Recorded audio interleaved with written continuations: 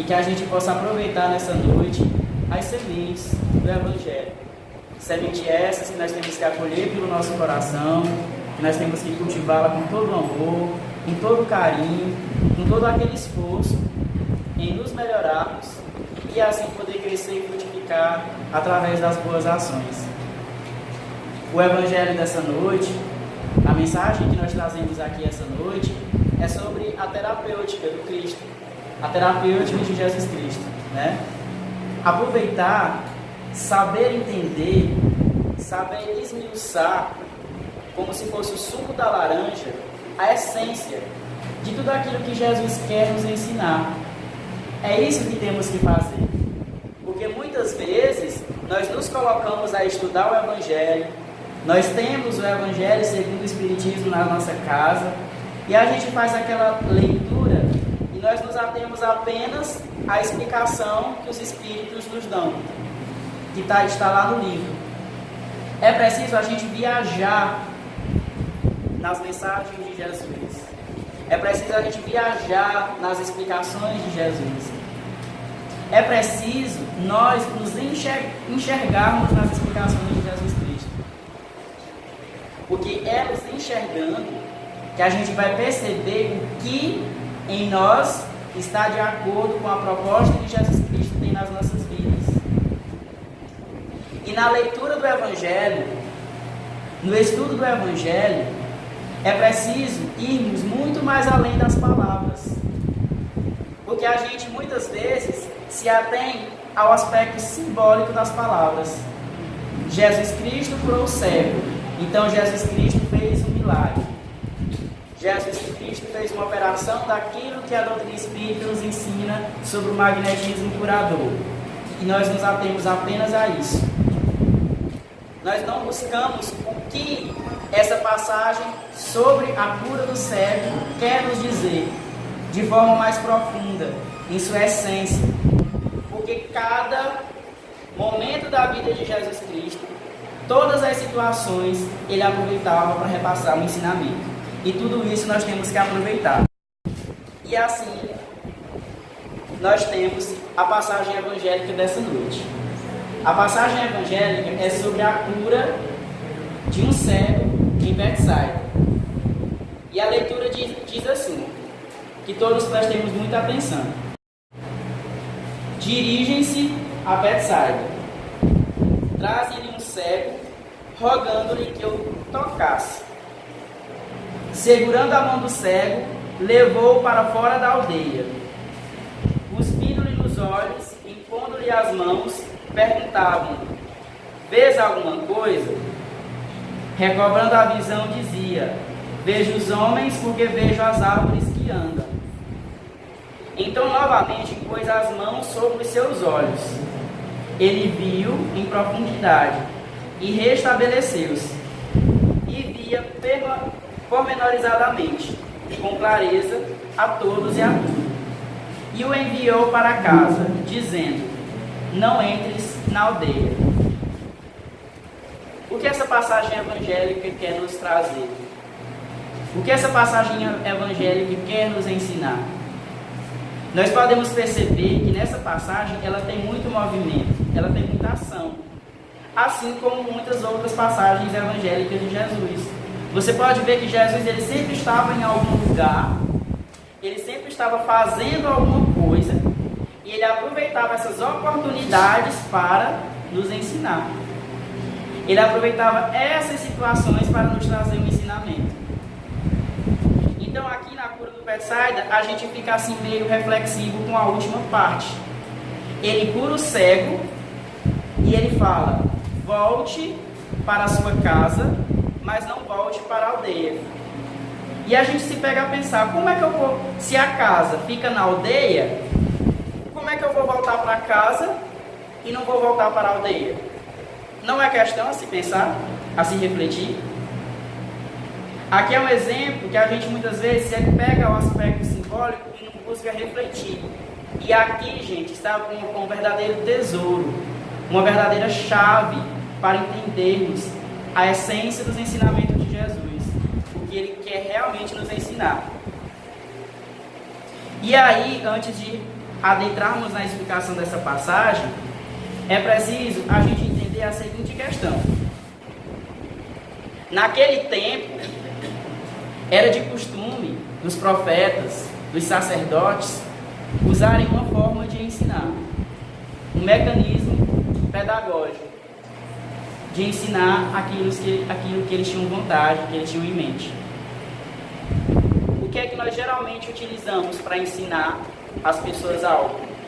Nós utilizamos a fala. Neste momento, estou repassando a mensagem a todos vocês e utilizando o mecanismo da fala para ensinar. Naquele tempo de Jesus, os profetas e os sacerdotes, eles usavam outro mecanismo além da fala. Eles utilizavam também a ação, o movimento. E esse tipo de ensinamento, eles chamavam de parábola de ação. Parábola de ação. E se nós formos analisar as parábolas de Jesus, os ensinamentos de Jesus Cristo, estão repletas de parábolas de ação. Um exemplo está lá em Jeremias capítulo 19. Essa passagem está na Bíblia, diz que Jeremias, por intuição, por comunicação mediúnica, como nós sabemos, recebe o chamado de Deus, recebe o encaminhamento de Deus. Jeremias compra uma bilha. Bilha, naquele tempo, era como se fosse um vaso de barro no qual eles guardavam água, vinho e etc. Jeremias compra uma bilha, vá até a praça e quebre essa bilha. E assim Jeremias o fez. Comprou uma bilha novinha, foi até a praça onde concentrava-se boa parte da população de Jerusalém, levantou essa bilha e jogou ela no chão, ela se quebrando toda. Mas tem algum ensinamento nisso? Tem alguma mensagem para repassar? As pessoas passavam por ali, talvez, imaginavam, Jeremias não está normal. Ele comprou uma bilha nova e quebrou no chão no meio de todas as pessoas. Só que aí depois vinha a explicação. Ele falava o seguinte: isso, o que aconteceu com essa bilha, é o que acontecerá com Jerusalém, se não mudarem os caminhos, os comportamentos que assumiram. A sua população.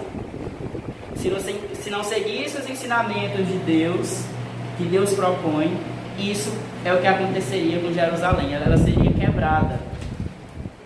Alguma grande catástrofe iria acontecer, algum caos, né? Jesus Cristo, na sua própria vida, encarnado aqui na Terra, na sua própria caminhada espiritual aqui na Terra, ele ensinou através desse mecanismo, através dessas parábolas de ação, e a gente encontra no Evangelho. Por exemplo, Jesus Cristo, ele tinha o costume de subir ao monte para orar.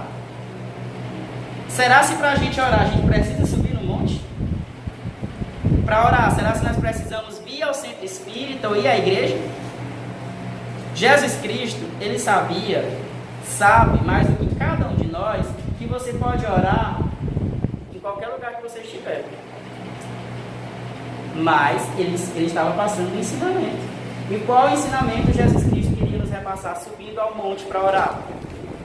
Ele queria dizer que o momento de oração é um momento de elevação espiritual. Não é somente realizar esse movimento mecânico de colocar palavras para fora. Orar é sentir, orar é refletir, orar é sair do estado que você está e ir em busca de consolação, de instrução e comunicação espiritual com Deus. Essa junção, esse ir em busca do Pai que zela e que cuida. Outra parábola de ação que nós encontramos na caminhada de Jesus, muito conhecida, é o momento que ele caminha sobre as águas. Será que Jesus Cristo queria caminhar sobre as águas somente para dizer que operou um milagre?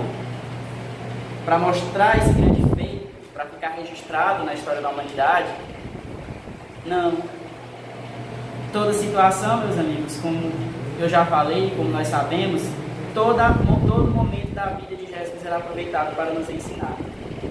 Naquele tempo em Jerusalém, a água tinha uma visão material. As pessoas tinham uma visão material da água. Então Jesus caminhar sobre as águas, ele queria dizer que já estava em estágio de transcendência espiritual, de total desapego da matéria, de total desapego com os bens materiais. Por isso, caminhar sobre as águas, transcender a matéria. E através disso, Jesus Cristo queria nos dizer que esse é o nosso caminho. Nós somos convidados a caminhar sobre as águas. Nós somos convidados a caminhar sobre tudo aquilo que tenta nos arrastar para o mal.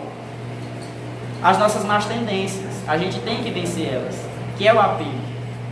Temos que vencer o egoísmo e temos que vencer o orgulho.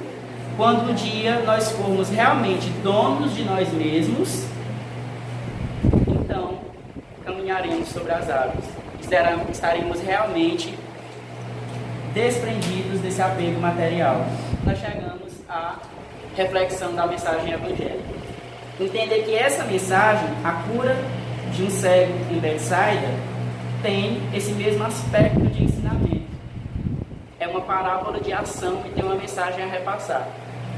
Primeira coisa, a cura foi de um cego. Quem são os cegos? Porque ele curou um cego lá, doente biologicamente. Mas será que era só isso que ele queria dizer? Os cegos, exatamente, somos todos nós. Sou eu, todos vocês que aqui estão e boa parte da humanidade. Somos os cegos. E nós estamos cegos de quê? Nós estamos enfermos. Cegueira é uma enfermidade. Essa enfermidade, onde ela está? Porque geralmente nós consideramos saúde quando estamos em harmonia com o nosso corpo biológico. Quando a gente não está sentindo nenhuma dor de cabeça, nenhuma dor no braço, nenhuma dor na perna, tá, sabe? Pleno de saúde física. O espírito pode estar lá cheio de más intenções, cheio de ódio, de mágoa, mas eu estou com saúde porque meu corpo está muito bem, está pleno. E assim nós consideramos saúde. Só que nós temos uma designação de saúde muito errada, muito errônea. Porque melhor é daquele que cultiva os bons pensamentos, que cultiva as boas ações e tem um corpo doente, do que aquele que tem um corpo com saúde e a alma, o espírito, está envenenado através da maledicência, dos nossos pensamentos, das más ações, das condutas ruins. Então essa era a preocupação de Jesus, a grande preocupação de Jesus, nos curar dessas doenças. E qual é a raiz dela? Onde é que realmente temos que operar? Onde Jesus Cristo realmente quer agir em nossas vidas? A raiz de todo mal. O orgulho e o egoísmo. Essas são as maiores enfermidades de todas. O orgulho e o egoísmo. Que nos leva a tomar atitudes totalmente contra a nossa própria paz. Porque nós somos assim. Nós tomamos atitudes contra a nossa própria harmonia. Porque, gente, nós já sabemos o que é que nós temos que fazer. Nós já sabemos o que é certo e o que é errado. Porque durante toda essa vida de peregrinação que nós já fizemos nas igrejas, seja católica, evangélica, espírita, já ensinaram alguma coisa para todos nós. E a gente sabe o que é que Jesus Cristo orienta. Mas é muito melhor ter aquela raiva, né? É muito melhor fazer aquela vingança. É muito melhor dar o troco. É muito melhor não trabalhar para tirar aquele sentimento de si. Porque senão você vai achar que a pessoa vai estar impune. Não é verdade? Então veja as nossas ações. as mesmas ações que trazem a doença, os mesmos comportamentos que trazem a doença para o corpo físico. Porque vocês podem ter certeza, qualquer doença do corpo biológico é uma manifestação da doença do espírito. Então nós devemos tratar o espírito, nós devemos tratar do nosso lado espiritual, se nós queremos realmente uma saúde plena em nossas vidas. Então Jesus foca todo o seu trabalho para curar essa nossa cegueira espiritual. Então aí nós já entendemos uma parte dessa passagem evangélica da cura de um cego em Betsaida. Os cegos somos todos nós e a humanidade toda é convidada a ser curada. Só que nós vamos entender que não é só Jesus chegar e curar, nós temos que fazer a nossa parte. E aí nós vamos entender as outras partes do Evangelho. Nessa terapêutica de Jesus Cristo, qual é o próximo passo? Qual é o próximo ponto? Dar as mãos a Jesus. Vocês viram, não sei se vocês prestaram atenção, mas na passagem fala que eles trouxeram o cego para que ele o tocasse, para que Jesus o tocasse. Eles quem? Vocês veem que na passagem evangélica não fala quem eram eles, só que trouxeram este cego. Da mesma forma, na nossa vida, existem pessoas anônimas, espíritos que não querem se identificar, que nos trazem até Jesus. Como foi que vocês chegaram no centro espírita? Como foi que vocês chegaram a melhorar de alguma situação muito difícil na vida de vocês? Foi através de um conselho? Talvez essa pessoa seja anônima. Foi através de uma intuição? Alguém te convidou para ir na igreja, para ir no centro espírita, e lá você aprendeu muita coisa e mudou de vida? Pessoas anônimas. Então na nossa vida está cheio de pessoas a nos estender as mãos. E na vida necessita-se de pessoas mais dadas a isso.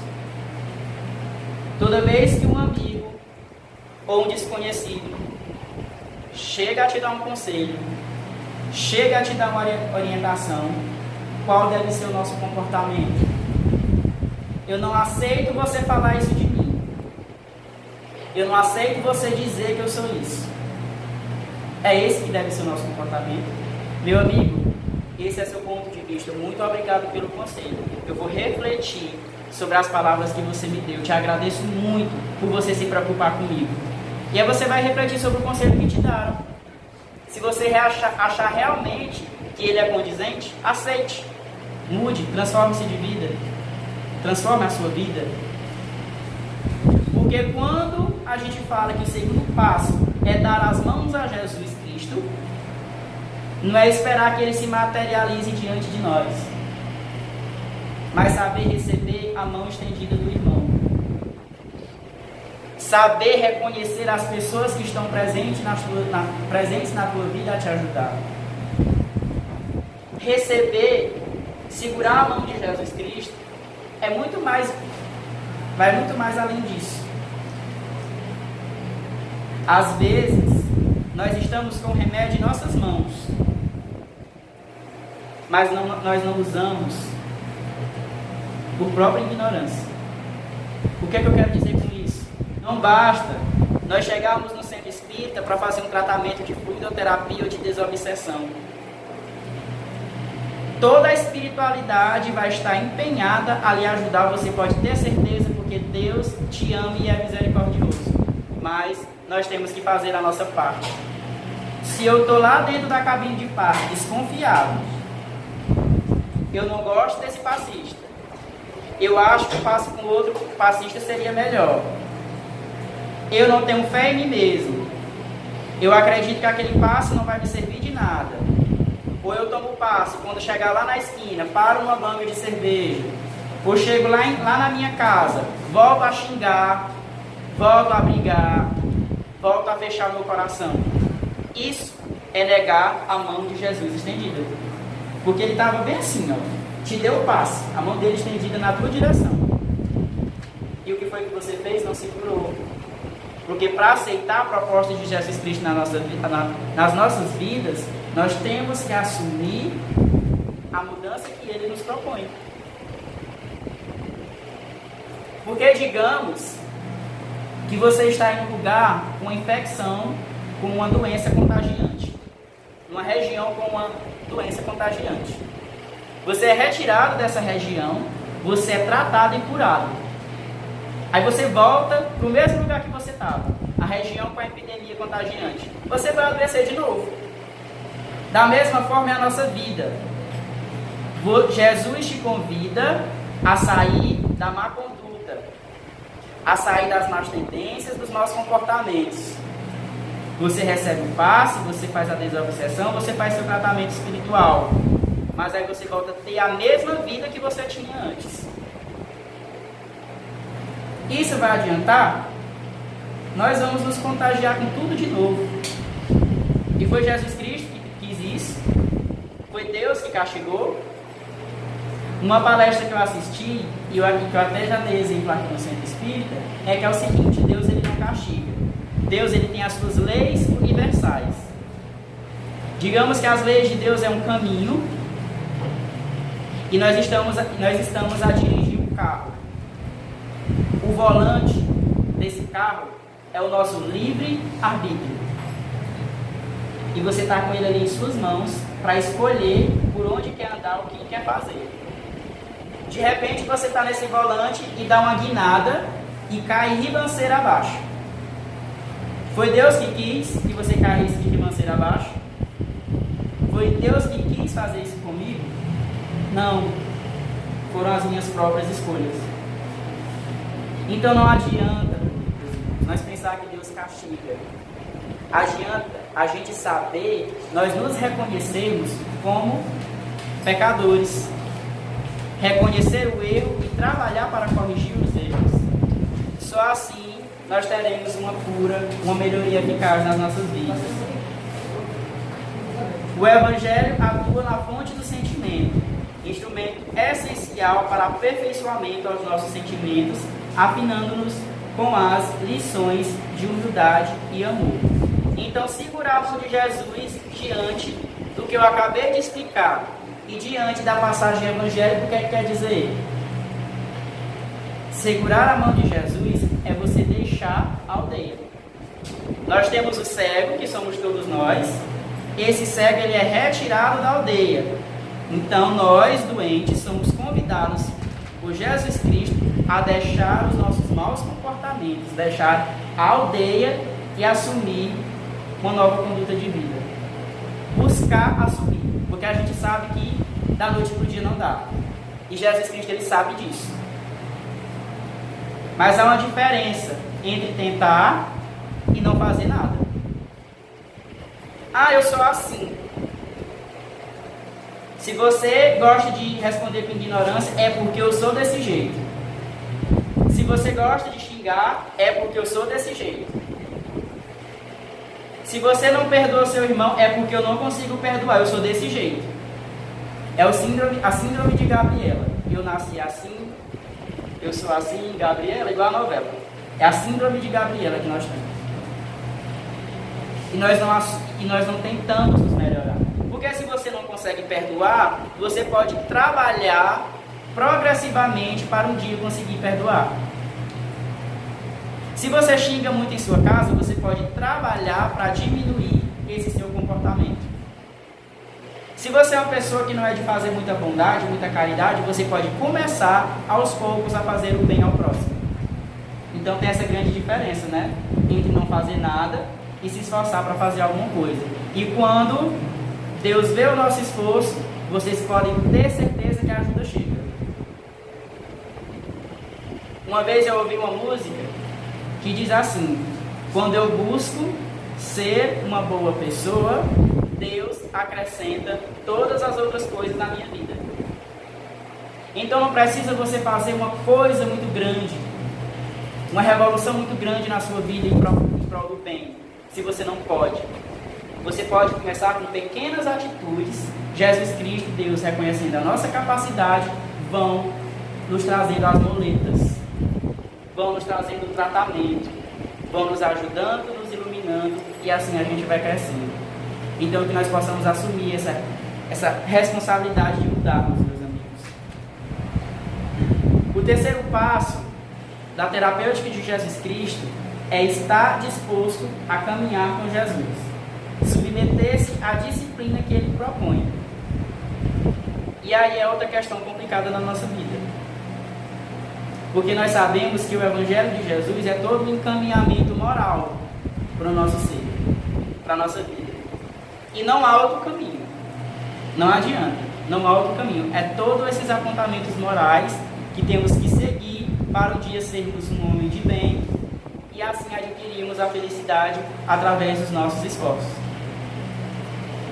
Mas é preciso seguir estes ensinamentos.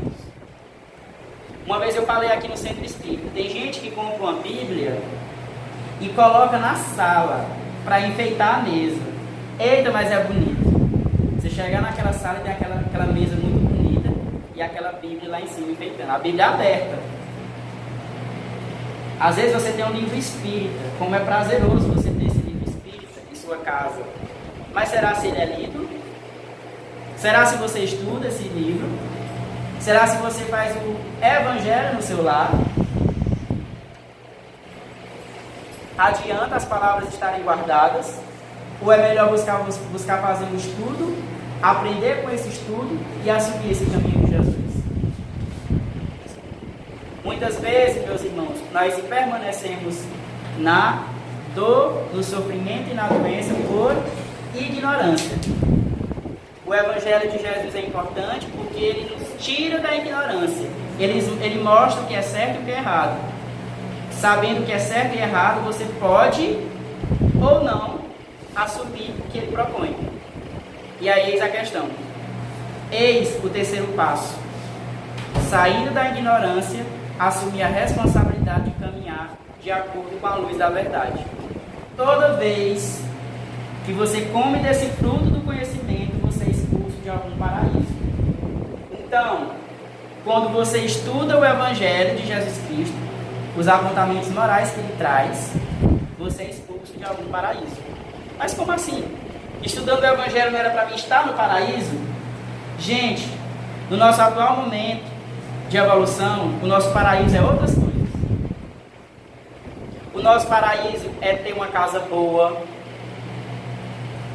que seja bem aconchegante, né? Com Smart TV, etc. O nosso paraíso é ter um carro bom, bonito.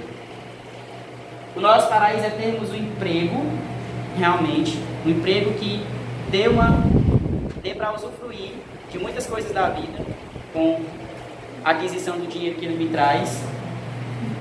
Jesus Cristo, Deus, ele não condena nada disso. Se você trabalha dignamente para ter as coisas, então aquilo é seu por mérito. Mas isso não deve ser o mais importante da sua vida. Então toda vez que nós conhecemos, que nós estudamos, que nós comemos do fruto do conhecimento, nós somos convidados, nós somos na verdade expulsos por nós mesmos, pela nossa consciência pesada, a sair da nossa zona de conforto, a sair do nosso comodismo. E a gente vai buscar fazer o quê? Enfrentar as nossas imperfeições. E todo enfrentamento é uma batalha, é algo difícil, não é algo cômodo. Por isso que toda vez que estudamos o Evangelho, a gente sai desse paraíso. Muitas vezes é mais cheio de ignorância do que de outra coisa. O quarto passo da terapêutica de Jesus é cultivar a nossa saúde, cuidar da nossa casa mental, trabalharmos o egoísmo. E aí tem o papel da religiosidade intrínseca na renovação de todos nós. Porque muitas vezes nós adquirimos saúde, mas nós não cuidamos da nossa casa mental. E aí, meus amigos, está a questão que foi colocada no início da palestra. Cuidar da casa mental é a nossa verdadeira casa. Quando Jesus Cristo ele cura o cego em Betsaida, ele diz: volte para a sua casa, mas não volte para a aldeia. Como eu vou voltar para a minha casa sem voltar para a aldeia? Se a minha casa fica na aldeia? Ele quer dizer para você voltar para a sua casa mental, para você vigiar a sua vida, vigiar seu comportamento, entendeu? Cuidar para estabelecer a sua paz. E não voltar para a aldeia, como a gente já aprendeu, é não voltar para os comportamentos antigos, os comportamentos negativos antigos. Então que nessa noite fique essa reflexão em nossas vidas, que nós prestemos mais atenção no eu, na reflexão do eu, em buscar construir a paz dentro de nós mesmos e sair de qualquer aldeia que estivermos. E quais são essas aldeias? O fumo, as bebidas, a fofoca, tá bom? As brigas de pais e filhos, de marido e mulher, de vizinho e etc. Do sexo abusivo, do trabalho excessivo, além do normal, da gula, dessa questão do vício por possuir as coisas, por comprar, e buscarmos novas moradias, novas cidades, novas aldeias, aldeias da paz, do bom sono, da boa conversa, da meditação e etc., da caridade e tudo mais nas nossas vidas. Que Jesus Cristo possa nos abençoar, que nós possamos realmente conquistar isso para a vida de cada um de nós, certo? Obrigado.